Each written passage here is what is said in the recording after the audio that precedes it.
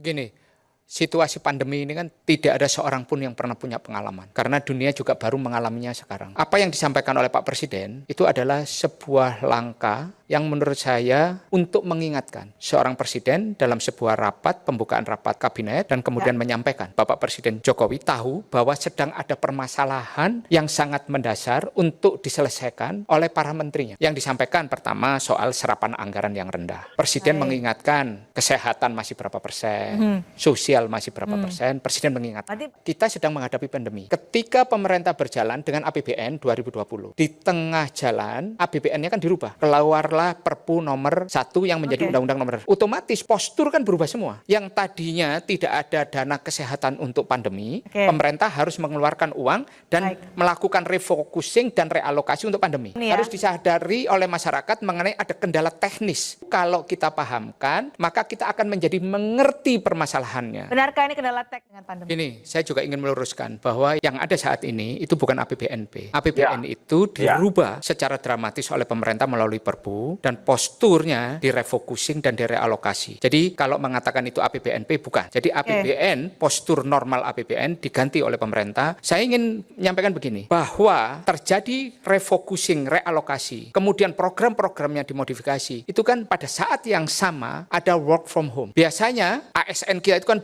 bekerja di kantornya, bertemu orang tatap muka, terus programnya di mana, mereka menjalani. Dalam situasi seperti ini, kalau kemudian ada serapan yang tidak pada alokasi anggaran yang diprogramkan, ini kan yang harus diselesaikan. Contoh, soal kesehatan. Sekarang sudah ada kenaikan dari 1,54 menjadi sekarang 4,68. Sudah ada kenaikan. Kemudian UMKM sudah ada kenaikan. Ini kan berjalan. Kan ada perbaikan. Kan bagus ketika Pak Presiden marah, kemudian ada alert dari Presiden, dan kemudian ada perhatian, dan kemudian ada progres. Ini yang utama. Tapi jangan sampai kemudian ini satu hal yang tidak boleh kita lakukan. Ketika kita menghadapi pandemi, dan kemudian kita menjadikan itu bukan sebagai dalam rangka untuk memperbaiki, tapi kemudian menyerang itu sebagai sebuah senjata politik. Itu tidak boleh. Pemerintah dalam diskusi kita dengan Menteri Keuangan itu banyak. Saat ini situasinya, pemerintah ini tidak mungkin mendapatkan penerimaan negara dari sisi pajak, penerimaan negara bukan pajak, dan dari cukai atau kepabeanan itu dalam jumlah yang tinggi. Ekonominya mengalami konstruksi yang dalam. Tingginya penerimaan tidak bisa diukur, tapi dalamnya pembiayaan bisa diukur. Bisa kita cari. Situasi inilah mau tidak mau yang harus menjadi concern kita bersama. Pada saat yang sama pemerintah harus mengatasi pandemi, kemudian mencari uang untuk pembiayaannya. Pak Jokowi ini kan presiden yang dikenal sangat merakyat, lahir dari rakyat biasa. Program-program beliau dirasakan oleh rakyat selama ini, sehingga beliau dicintai oleh rakyat dan dipilih kembali di periode kedua. Dan itu adalah sebuah reputasi politik yang tidak mudah untuk diraih. Dan bagi saya, kalau saya memberikan pandangan apa yang disampaikan oleh Presiden, bahwa Presiden memahami bahwa kita menghadapi situasi extraordinary, situasi pandemi ini. Dorongan Presiden untuk meningkatkan kinerja, mencari solusi permasalahan, dan kemudian dieksekusi. Permasalahannya, saya hampir tiap hari rapat dengan pemerintah. Permasalahan selalu ada, sedang dicari formulasi terbaiknya, tapi sebenarnya Presiden mengingatkan ini adalah masalah eksekusi kebijakan. Banyak sekali rapat-rapat kita itu permasalahannya selalu kepada eksekusi. Ini bukan masalah single problem. Ini permasalahan yang memang terjadi, dan kalau menurut saya satu, arahannya Presiden adalah satu, realisasi Presiden ingin mempertaruhkan reputasi politiknya sebagai Presiden yang dicintai oleh rakyat, programnya harus dirasakan oleh rakyat yang selama ini memilih dia. Reputasi politik.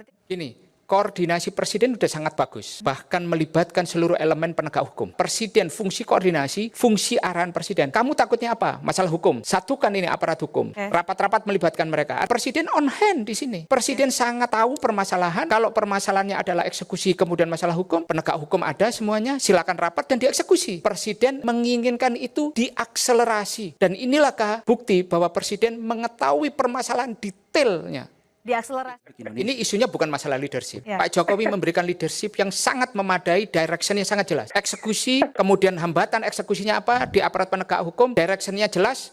Ini bukan masalah leadership. Tapi masih ini masalah pandemi yang kemudian bayangkan Pak Jokowi, beliau datang ke Jawa Timur yang zonanya hitam. Presiden ingin ada di tengah rakyatnya. Saya yakin akan ada perubahan. Ya, orang yang tadinya ragu-ragu kemudian berani mengambil eksekusi. Presiden sudah memberikan aturan bisa kita ciptakan, kita bangun. Ini kan masalah confidence. Confidence mengambil keputusan. Yang tadinya ragu-ragu ya apa? Aparat penegak hukum. Jadi ini kalau menurut saya sangat salah. Saya katakan kalau ini adalah problem di leadership. Tidak ada yang permasalahan. Pak Jokowi hadir di tengah-tengah permasalahan. Direction beliau jelas. Saya yakin setelah ini diingatkan oleh Presiden dengan sangat keras. Saya yakin semua orang akan makin peduli untuk mengeksekusi kebijakan-kebijakan. Anda melihat itu, Pak Tauhid? Begitu Presiden mengingatkan di rapat kabinet itu, pemerintah sudah mulai menempatkan dana penempatan sebesar 30 triliun. Isu mengenai sharing the burden sudah bisa diselesaikan dan tinggal dieksekusi antara pemerintah dan Bank Indonesia. Berapa surat utang yang akan diterbitkan? Tadi bicara mengenai sumber pembiayaan pembangunan, berapa yang ditanggung oleh Bank Indonesia, berapa yang ditanggung oleh ukuran hasilnya pemerintah. nanti yang diharapkan. Ini kan kita bicara soal masalah eksekusi. Dan ini adalah pembicaraan awal yang sudah sangat lama dan belum tereksekusi. Diingatkan terus oleh Presiden, termasuk bagaimana kemudian sharing the burden, tadi yang disampaikan oleh Pak Tauhid, bahwa ini kan masalah ekonominya sangat serius. New normal ini kan bagian dari kita untuk memperbaiki keadaan. Begitu new normal ini akan terjadi,